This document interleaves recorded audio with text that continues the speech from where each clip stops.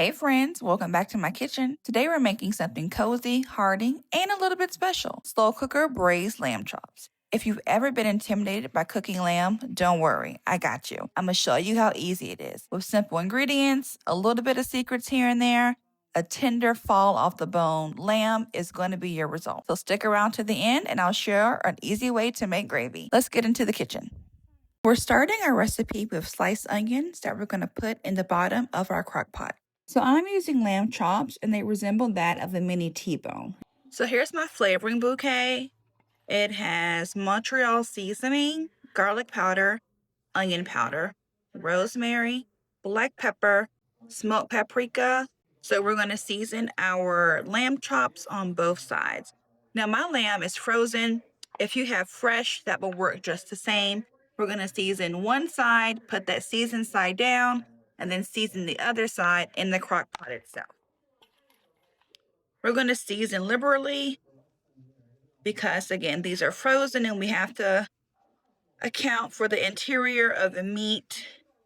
Now, lamb is a little bit more, I guess you could say, gamey than what a regular beef or a chicken will be, so it can really stand up to more bold flavors. All right, I like to pat that in as best you can. Again, it's frozen. So let's transfer this to our crock pot basin. Atop our onions, we're going to add our lamb seasoned side down. And if it doesn't go down perfect, that's okay. We're going to take our other set of seasonings and sprinkle it all over the lamb. And if it gets on the bottom, that's totally fine as well, as all this will cook down and meld together. Look how beautiful that looks. Now, I do want to point out that any seasoning that you put into a crock pot, to me, can really concentrate and deepen the flavor.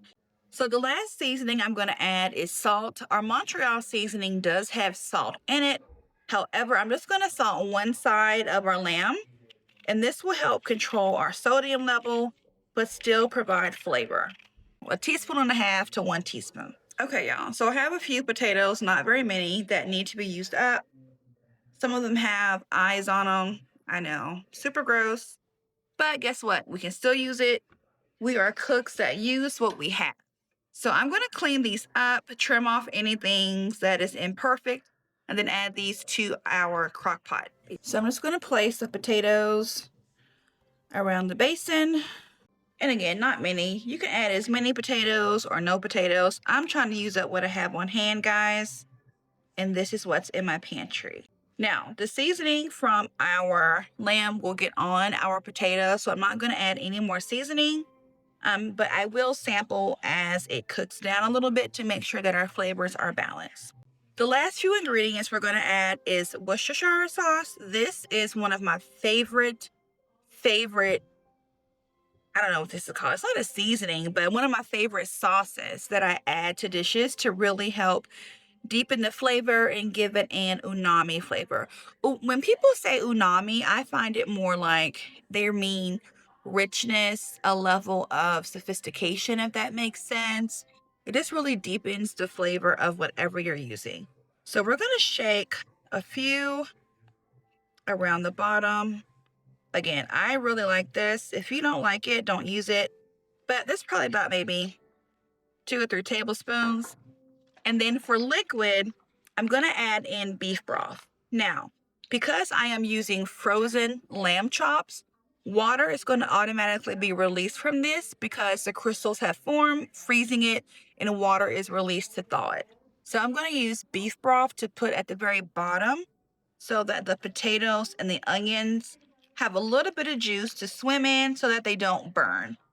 So maybe about 1/4 of a cup to 1/3 of a cup of liquid. And we can always add more, but we can't really take out. And then we'll use more of this to make our gravy at the very end. So now we're going to put this into our actual crock pot and get it started on cooking. So here's how our lamb and everything looks. Our potatoes and onions are at the bottom with our broth. And then our beautiful lamb is perfectly seasoned with our seasoning mixture. So we're going to add our lid. Make sure that's on securely. We're then going to cook this on low. We're going to do a low, how about I turn it on? We're going to do a low, wait, what is wrong with me? A low for 8 hours, okay? And we'll check in periodically. I can't get y'all too close. Okay, y'all. Here's our lamb. As you can see, it is fall off the bone. That is the bone, y'all. It is fall off the bone tender. Our potatoes are cooked thoroughly through. You can pierce it with a fork. We now have some juice at the bottom that we're going to make a quick gravy out of. And these are ready to serve over rice. I have a half a cup of our liquid that I got out of our crock pot here. So I'm going to add a teaspoon of cornstarch. This will act as a thickening agent to make a quick gravy. So we're going to whisk until we don't see any white. You can also use tapioca starch if you have that. I use cornstarch. I'm kind of traditional in my cooking, but that is an option. This is also a gluten-free way to make gravy without using flour. And because we're just going to dump it back in the crock pot, it will thicken up after a couple minutes. Okay, so this is what's left in my pot, my potatoes, and a little bit of liquid. We're going to pour in the slurry we just made, and we're going to just whisk this together. See, it looks a little bit thicker than what it was when we started. It's a half a cup of broth. You can certainly use a full cup of broth. The ratio of cornstarch or tapioca is 1:1. Put this over our rice and get to eating. Okay, folks, here is the final meal plated up. Tender, fall off the bone. We have our tender, fall off the bone lamb shanks. Y'all look. Look how incredibly tender. I'm barely pressing my fork down, and it's just so velvety, smooth, and delicious.